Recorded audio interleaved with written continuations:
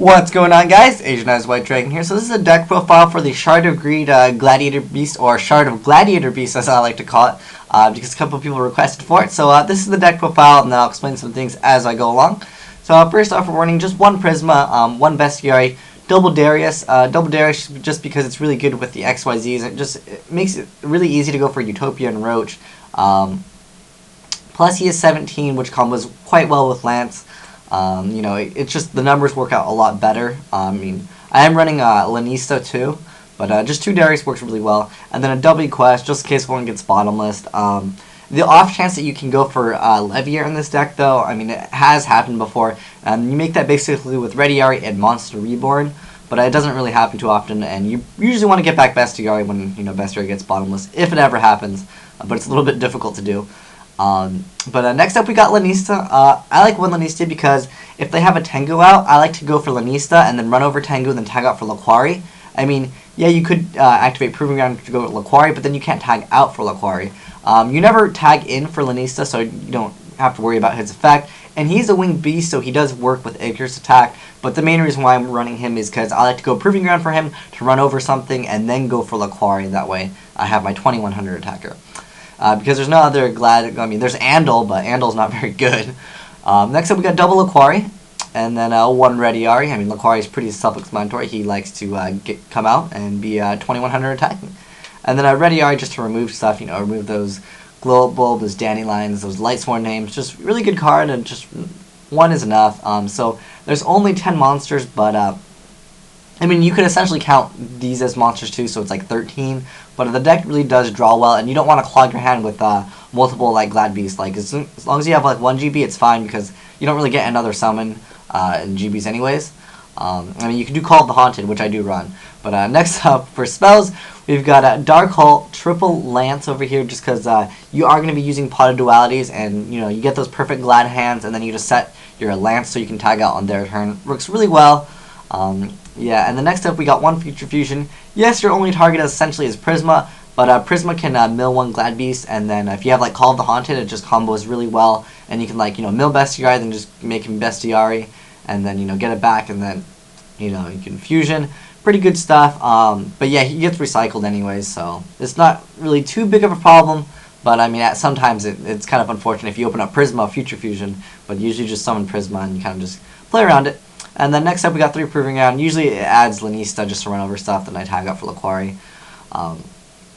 But yeah, I'm not playing Hoplimus because I really like to go for War Chariot, because I'm not playing Valors, because I feel like Valors and Glad's War Chariot's there for a reason. War Chariot's faster anyways, as far as spell speed. And you can War Chariot Valor anyways. And yeah, and then next up we got a Heavy Storm and Reborn. You guys should be familiar with those cards.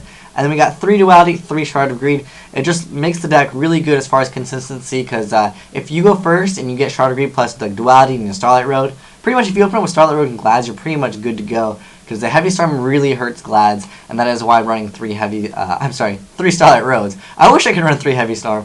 But next up we got Call of the Haunted, because sometimes your opponent will book a Moon Glad, or they'll just go Dark Hole Glad, because they know you added War Chariot back with your quest, and so they're like, oh, I don't want him to negate my effect. And so they'll just Dark Hole one Glad Beast.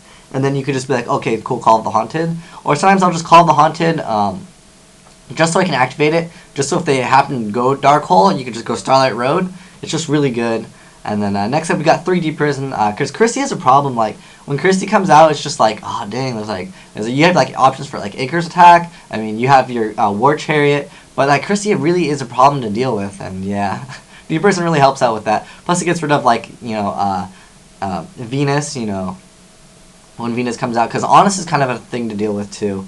Next up we got 3 Chariots, just because it's Glad. 3 Chariots, really good, it recycles.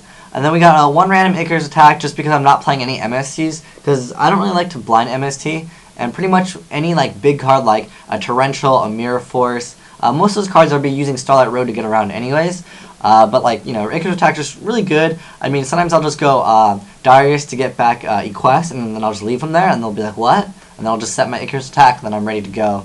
Then we got the 3 Solemn Brigade, and then we got triple Starlight Road. Really good stuff over here.